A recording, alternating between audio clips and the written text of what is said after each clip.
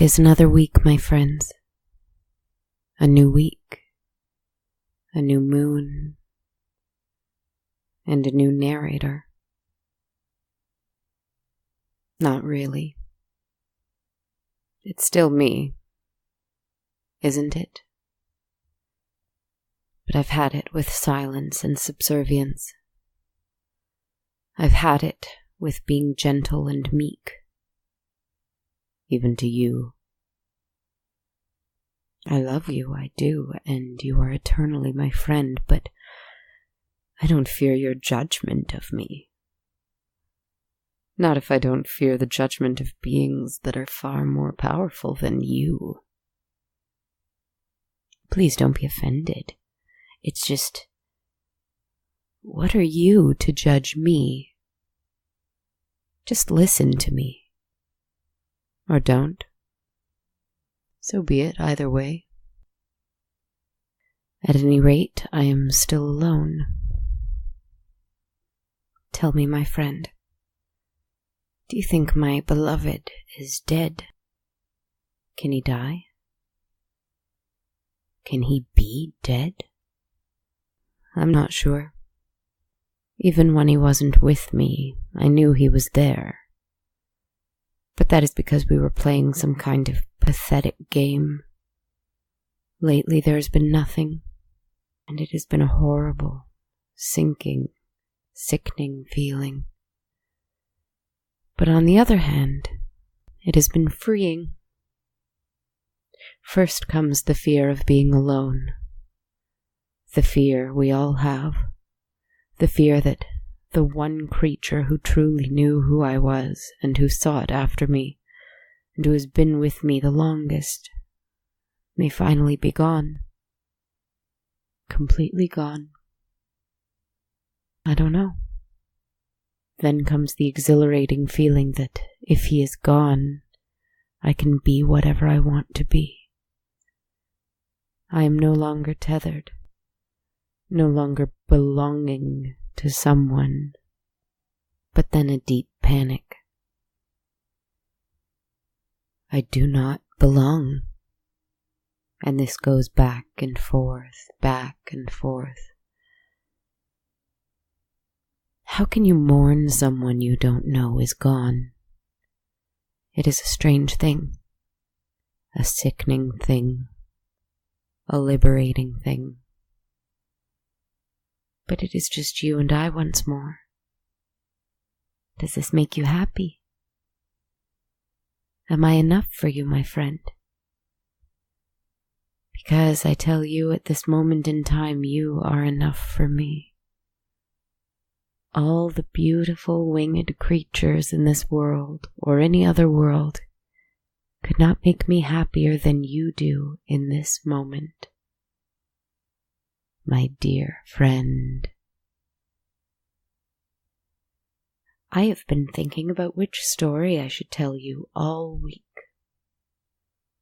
I have been so excited to tell you a story. I think I've picked the perfect one. I collected this one from a composer, a brilliant, talented, reluctant composer.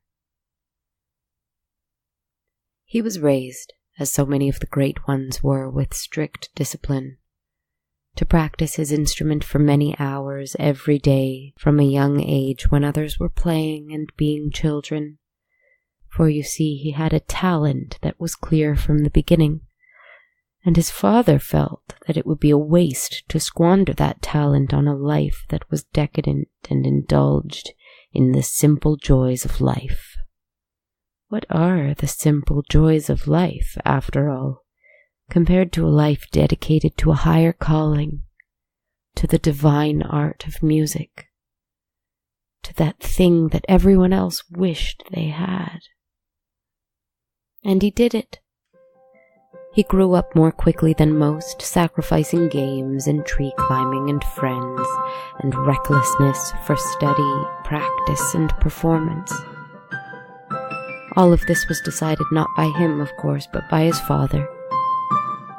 His father, who was an ambitious and eager man, a musician and composer himself who had never found his own fame or glory. He put all his hopes into this boy whom he loved with all his heart, and of whom he was almost sinfully proud. He would drag his son from city to city, first making him play music he had written on the streets, then at the parties of the well-to-do, then in the courts of princes and emperors and politicians. Although they were clearly eager to see this boy genius, and the music itself was of little consequence, the boy's father was happy that, finally, his music was traveling the world and being heard. And it needed to be said, the boy did not hate music. In fact, at first he loved it. Although he sometimes wished he could be playing with the other children, he loved playing music and traveling across the continent with his father. He loved that he and his father were a team, and that it was the two of them against the world, with music bringing them together. At least, that was what his childhood was like. He was a great musician and a dutiful son, playing his father's music for the gentry. But in his teenage years, things began to change, as they often do. The young musician had fallen out of love with the pieces he had been playing since he was 4 years old, and his skills were faltering when they were needed. He was forgetting pieces he had had memorized for years. He was playing his father's music without passion, without heart, as if going through the motions, just trying to get through each piece in order to finish it and go home to a bottle of wine. And the more his father discussed the future with the two of them traveling, playing, touring, practicing for years and years, just the two of them and the music, the boy fell deeper and deeper into a dark, drunken depression. He didn't want to play this music until the day he died. And yet the boy was afraid to break his father's heart. But he didn't consider that he was doing this every time he played one of his father's pieces without emotion. Each time he played a piece without being able to actually hear it anymore. "Son," his father began one night after a particularly lackluster performance, "you're tired of that sonata, aren't you?" The boy didn't look up. "It's very pretty," he muttered. "We can practice different ones for tomorrow. Ones we haven't played in some time," his father suggested. The boy paused and then replied, "They're all just so pretty. I grow tired of pretty. And I'm grown now, father. No one wants to hear a grown man play pretty little songs." His father set his jaw at the insult. He breathed deeply, pushing it deep down and remaining calm despite the hurt. "Perhaps it's time for something new," he said, slowly and hesitantly. And the boy raised his eyes at this. "Really, father?" And suddenly there was a light behind those eyes that hadn't been there since he was a boy. "Do you mean it? Because I've been wanting to show you something for some time now, but I didn't know how to." And he went to the pianoforte, and he began to play a piece.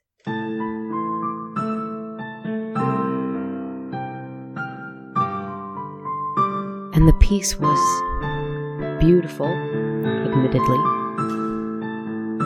new, daring.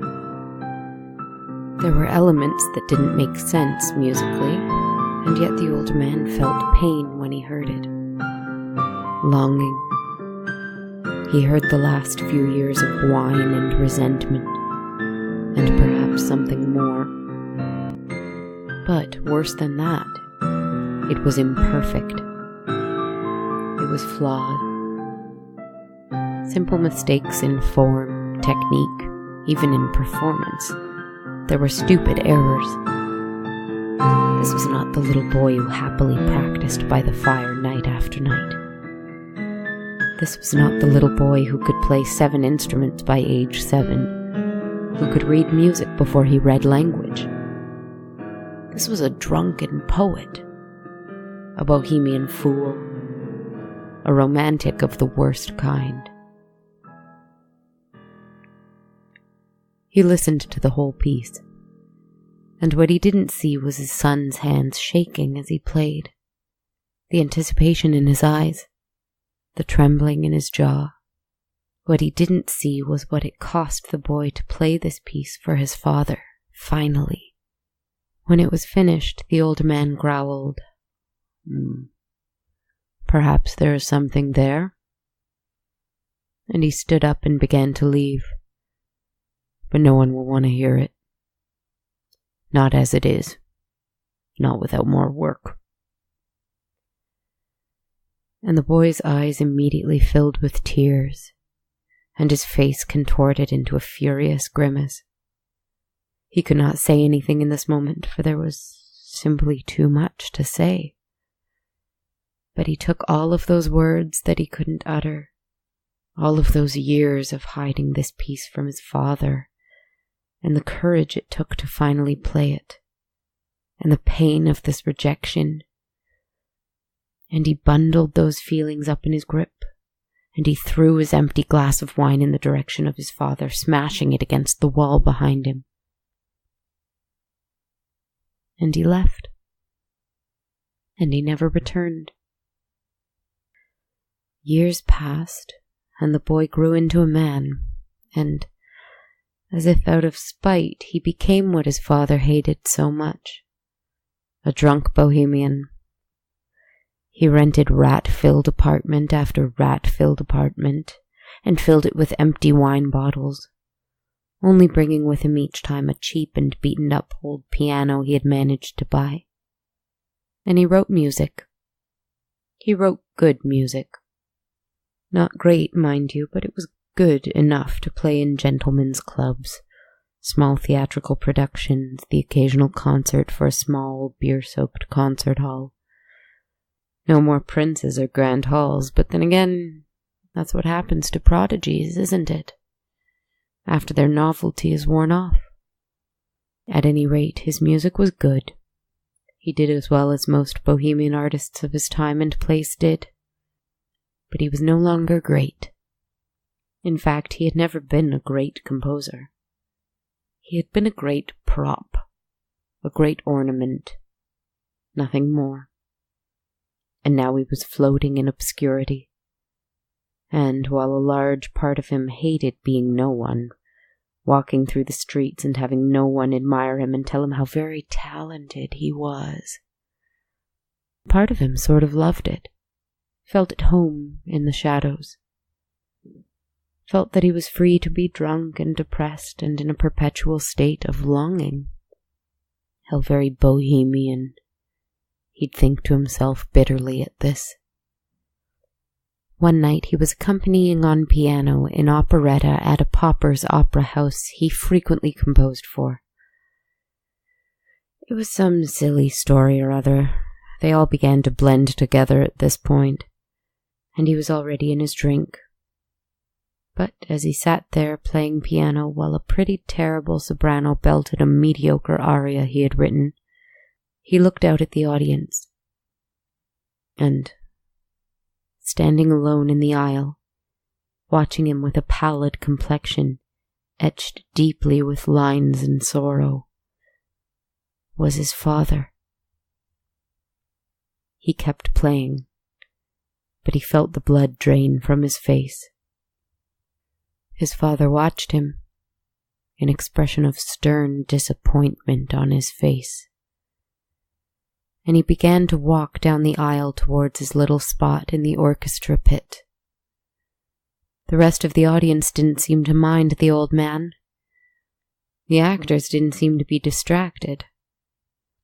But his father walked down and down towards him, not breaking eye contact, until he could bear the thought no longer. Interrupting the piece of music, he stood and he leapt off the piano bench, and he ran out of the dressing room and out of the alley, into the night, all the way home, where he crawled into a bottle and remained. Of course there would be hell to pay later with the directors and the performers. But that look on his father's face, it was terrible. It was simply dreadful. And the next morning he received word from his hometown. His father had died earlier in the evening the night before. When you work every day and every night to be able to simply pay rent the next month and hopefully not starve, sometimes these things cannot hit you as hard as they should. Not right away, as was the case here. He wept a little. He was somewhat in shock at the fact that he knew he had seen his father that night, in a city far, far away from where he had actually died so soon before. He didn't know how to process it. But he had to go to work the next day. He had to play music for rich gentlemen at their lunch club during the day, and then accompany their burlesque dancers at night. And so he went, and he prepared his uninspired and mediocre pieces. His good pieces that were just adequate enough for this particular event, for the men who would not even be paying attention to the music, for the women who were dancing and also just trying to earn enough to make rent this month. He had only intended to come and play good, pretty music.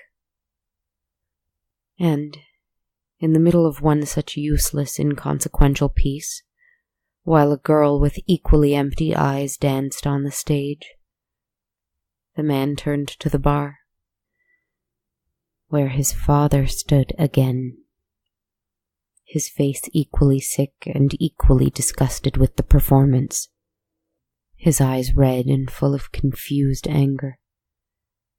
He just stood and listened for a while, and the composer kept playing, though beads of sweat formed on his face and tears jumped to his eyes.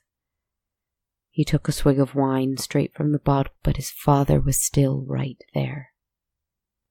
And when he took a step towards him, the man again stood up, interrupting both the piece and the dance, and muttering a terrified, almost incoherent apology to the patrons, he ran out into the night. He ran home and he slammed the door shut, and he leaned against it. He squeezed his eyes shut, he pounded his fists against the door. "What do you want? What do you want with me?" He yelled and cursed to the dead man who was, apparently, no longer going to leave him alone. He furiously began to smash things around the apartment.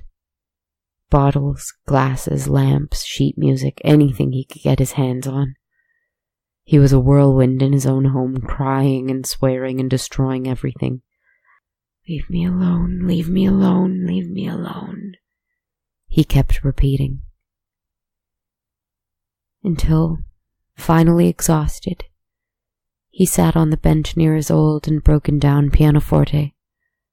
He banged his head on the cover of it a few times, and then he sat and wept, just as if he was a little child again.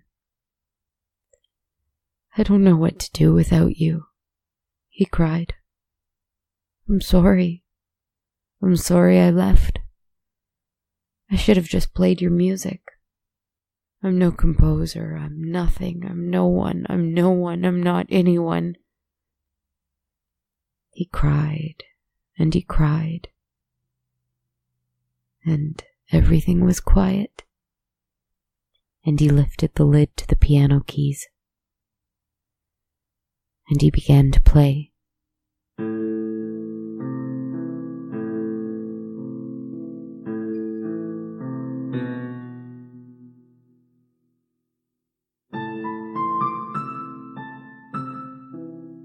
He began to play the piece he had played for his father all of those years ago. That longing, sorrowful, angry, lonely piece. And while it may not have been better, per se, it was more clear. The emotions a little more crystallized. This was not a teenager screaming at his father. This was a man seeing life and living it for what it was. A beautiful desert. A beautiful, dark, and cold expanse. A white sheet of manuscript paper waiting for notes to be put down on it, whether or not anyone else may ever hear them again. This rage and sorrow was not for his father. It was not for rent money. It was not for greedy rich men or ambitious sopranos. It was for him. He played it, and he wept. And when he finally opened his eyes, his father stood on the other side of the piano. And his eyes were sorrowful and full of tears, and he had a small smile on his face.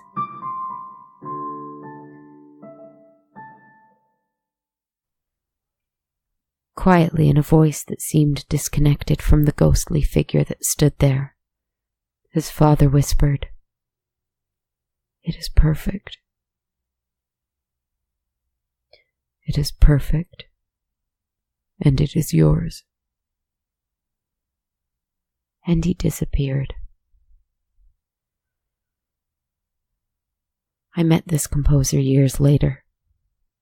I would tell you his name, but truth be told, he was never famous. You would not know his name. And when I asked him about this, about what he felt his compositions were for if they were not going to be remembered by the world, he simply said, "It is as my father said. They were for me. Life, you see, is not for anyone else. At least, this is what I think. This is what I gather from this man's story. His father had made the mistake of believing that his pretty compositions were useless if the world didn't remember them, and he had trained his poor son to make the world remember them. And he had missed out on the best part, that he and his son were creating music for each other, not for the world. More importantly than that, his son had written music for himself. Your music is still music, even if only you love it. Your life is still life, even if only you have it. It is yours, remembered or forgotten, famous or obscure, beloved by many or alone in a dark, cold hovel. Your life is yours. And life is a beautiful thing. I think about this. I think about it when I realize I am alone again. And I am, perhaps, again, screaming into a void to friends that may or may not exist. This is my life that I'm sharing now. This is my music, even if only I hear it. Even if only.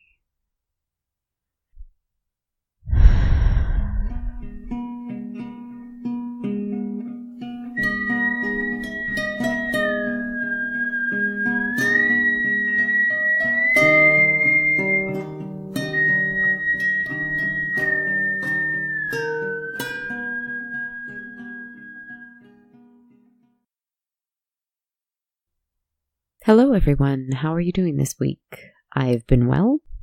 I mean, apart from a summer cold and a heat wave all mixed together, but hey, I'm doing just fine. Thank you for tuning in to episode 24 of On a Dark, Cold Night. I wanted to start this segment of the show with a few questions I received via social media this week. Starting with Rushab, who is at RushfarMD on Twitter, who asks if I do the singing on the show. The answer is a resounding yes, because basically every piece of music or sound effect you hear on the show is created by me in some capacity. I don't use anything that's pre-recorded. I record everything new for each episode. Yes, I do edit sound once it's recorded, so sometimes I'll sing and then warp that into an otherworldly drone, or I'll play guitar or piano and fiddle with it once it's recorded. But a goal I had for this show was to create every sound fresh each week, with the exception of some callbacks. For example, in one episode, I call back to the episode The Ancient Tower. So in that case, I did reuse some chanting that I did for that episode to harken back to it. But yep, I perform every piece of music you hear, and I also write it new every week. I love to write music, and I'm a classically trained musician. So thanks for asking. Next, Adam and Marky on Instagram asked me, do you know anything about seances? My sister-in-law saw an ad for a haunted walk and seance at Pioneer Village. The promos look very spooky. I replied on Instagram, but just to reiterate here, while I'm fascinated with seances and have had a few experiences with psychic mediums and some silly/reckless Ouija experiments as a teenager, I haven't actually participated in a seance. You may remember the episode Making Connections, which features a seance, if you're interested in listening to it. I'm not sure if I'd take part in a seance or not. I'm very superstitious about this stuff, and judge this how you like, but I would want to be very careful with it. Make sure everything was safe and that you're not inviting anything negative into your life. I'm happy to discuss my thoughts more about this if anyone's interested, but I won't bore you for now.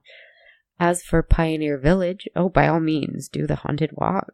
I think Toronto, like most cities, has a rich history of ghost stories, and I take an interest in that is more historical, I think, than spiritual.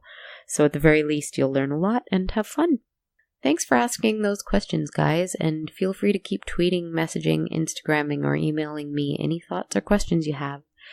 You can reach me on Twitter at darkcoldnight, Instagram at darkcoldnightpodcast, or email at darkcoldnightpodcast@gmail.com, or on my Facebook page On a Dark Cold Night. Go figure. Or you can share your thoughts via review. And if you could do so, that would be so appreciated. Reviews really help podcasters out. So feel free to drop me a review on iTunes, on Stitcher, Podknife, Facebook, or anywhere else you guys can leave a review. Much appreciated, guys. Some ways that you can support the show financially are to buy me a coffee at ko-fi.com. It really means a lot. I'm trying to save up to buy some new equipment to help me compose and produce my own music, speaking of which, and make this show sound even better. So you can find me on Ko-fi at ko-fi.com/darkcoldnight. You can also become a patron on Patreon, where you can pick an amount to donate monthly. I'm there at patreon.com/darkcoldnight. And hey, if you're not in a position to do that, but you still want to help, download Radio Public and listen to the show there. It's a free app where each listen through Radio Public actually contributes to paying me a little bit per listen. So if you can do any of those things, wow, I would be so very grateful. And if you do review the show or donate to it, I will likely give you an on-air shout out here. Anyway, that's enough from me. Thank you so much. I hope you enjoyed this week's episode, and I hope you're having a great week yourself. Take care, and talk soon.